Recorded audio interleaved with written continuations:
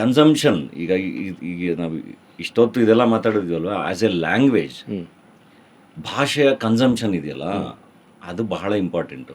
ಅದು ಕೂಡ ಕಮ್ಮಿ ಆಗ್ತಾ ಇದೆ ಅಂತ. ನಮ್ಮ ಭಾಷೆಯಲ್ಲೇ ಕನ್ಸ್ಯೂಮ್ ಮಾಡಬೇಕು. ಭಾಷೆಯ ಕನ್ಸಂಪ್ಷನ್ ಜಾಸ್ತಿ ಆದಷ್ಟು ಆ ಭಾಷೆಯ ವ್ಯಾಪಾರ ಜಾಸ್ತಿ ಆಗುತ್ತೆ. ಭಾಷೆಯ ಕನ್ಸಂಪ್ಷನ್ನೇ ಕಮ್ಮಿ ಆಗ್ತಾ ಇದೆ ಅಂತ ನನಗೆ ಅನಿಸ್ತಾ ಇರೋದು.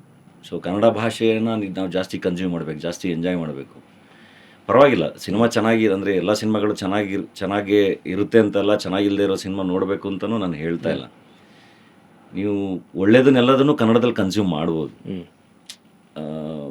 ಐ ಥಿಂಕ್ ಭಾಷೆ ಕನ್ಸಂಪ್ಷನ್ ಜಾಸ್ತಿ ಆಗಬೇಕು. ನೀವು ಐ ಥಿಂಕ್ ಅದನ್ನು ಈಗ ಒ ಟಿ ಟಿಲಿ ಕನ್ನಡ ಅಂತ ಬಂದರೆ, ಒ ಟಿ ಟಿಲಿ ಬೆಂಗಳೂರಲ್ಲಿ, ಕರ್ನಾಟಕದಲ್ಲಿ the consumption of Telugu and Tamil, Malayalam, Hindi ಇದ್ರದ್ದು ಕನ್ಸಂಪ್ಷನ್ ಜಾಸ್ತಿ ಇದೆ. ಅದಕ್ಕೆ ಅವರು ಕನ್ನಡ ತಗೊಳ್ಳೋದೇ ಇಲ್ಲ. ಏಕೆಂದರೆ ಈಗ ಅಲ್ಲೇನು ಬೇರೆ ಭಾಷೆಯಲ್ಲೇನು ಎಲ್ಲವೂ ಒಳ್ಳೆ ಸಿನಿಮಾ ಬರ್ತವೆ ಅಂತ ಅಲ್ಲ, ಬಟ್ ಎಲ್ಲ ಸಿನಿಮಾಗಳಿಗೂ ಅಲ್ಲಿ ಒ ಟಿ ಟಿ ಅಲ್ಲಿ ಇಲ್ಲಿ ಜಾಗ ಇದೆ. ಯಾಕೆಂದರೆ ಆ ಭಾಷೆಗೆ ಕನ್ಸ್ಯೂಮರ್ಸ್ ಇದ್ದಾರೆ. ಇಲ್ಲಿ ಕನ್ಸ್ಯೂಮರ್ಸ್ ಇಲ್ಲ, ಹಾಗಾಗಿ ಇಲ್ಲಿ ಡಿಸೆಂಟ್ ಸಿನಿಮಾಗಳಿಗೂ ಬೈಯಿಂಗ್ ಇಲ್ಲ. ಅಥವಾ ಕನ್ನಡದಲ್ಲಿ ಕನ್ಸ್ಯೂಮ್ ಮಾಡೋ ಒಂದು ಕಲ್ಚರ್ ಬೆಳೆದೇ ಇರೋದಕ್ಕೆ ಏನು ಕಾರಣ ಅನ್ಸುತ್ತೆ ಸರ್? ಗೊತ್ತಿಲ್ಲ. ಒನ್ಸ್ ಅಗೇನ್ ಅದು ಡಿಸ್ಕಷನ್ ಎಲ್ಲೆಲ್ಗೂ ಹೋಗುತ್ತೆ. I don't know. ಈಗ ಅವತ್ತಿನ ಕಾಲದಲ್ಲಿ ಯಾಕೆ ಯೋಚನೆ ಮಾಡಿದ್ರು, ಹೆಂಗೆ ಯೋಚನೆ ಮಾಡಿದ್ರು, ಡಬ್ಬಿಂಗ್ ವಿಷಯದಲ್ಲಿ ಏನೇನು ಕಾಲ್ ತೊಗೊಂಡಿದ್ರು, ಯಾಕೆ ತೊಗೊಂಡಿದ್ರು, ಐ ಡೋಂಟ್ ನೋ. ಸೊ ಅದನ್ನು ಮಾತಾಡಕ್ಕೆ ಹೋದ್ರೆ ಮತ್ತೆ ಐ ಥಿಂಕ್ ಈಗ ಐ ಥಿಂಕ್ ಆ ಕಾಂಟೆಂಟ್ ತುಂಬ ಕನ್ನಡದಲ್ಲಿ ಬರ್ತಾನೂ ಇದೆ. ಡಬ್ಬಿಂಗ್ ಕನ್ಸಂಪ್ಷನ್ ತುಂಬ ಚೆನ್ನಾಗಿದೆ ಕನ್ನಡ.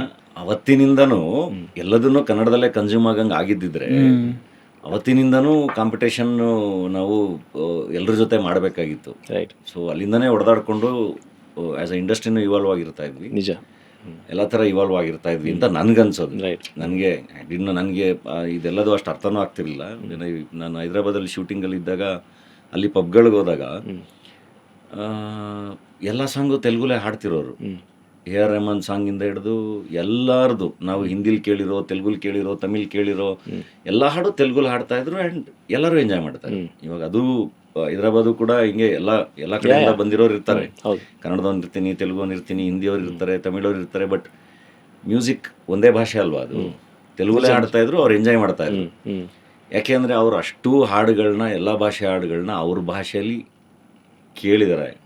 ಅದೆಲ್ಲದೂ ಹ್ಯಾಬಿಚುಯೇಟೆಡ್, ಅವ್ರು ಹಾಡ್ತಿದ್ದಾರೆ.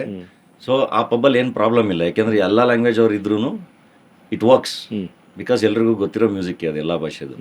ಕರ್ನಾಟಕದಲ್ಲಿ ನಾವು ಪಬ್ಗೆ ಹೋದರೆ ಕನ್ನಡ ಹಾಡು ಹಾಕು ಅಂತ ಜಗಳಾಡ್ತೀವಿ. ಯಾಕೆಂದರೆ ಅವ್ರಿಗೆ ಕನ್ನಡ ಹಾಡು ಹಾಕೋಕ್ಕೆ ಅಲ್ಲಿ ಎಲ್ಲರೂ ಇದ್ದಾರೆ.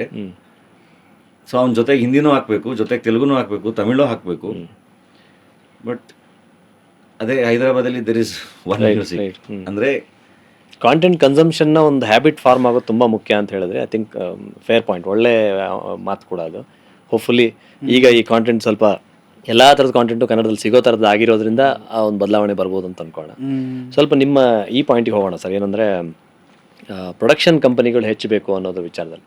ಈಗ ನೀವೇ ಒಂದು ಪ್ರೊಡಕ್ಷನ್ ಕಂಪನಿ ಶುರು ಮಾಡಿದ್ರಿ,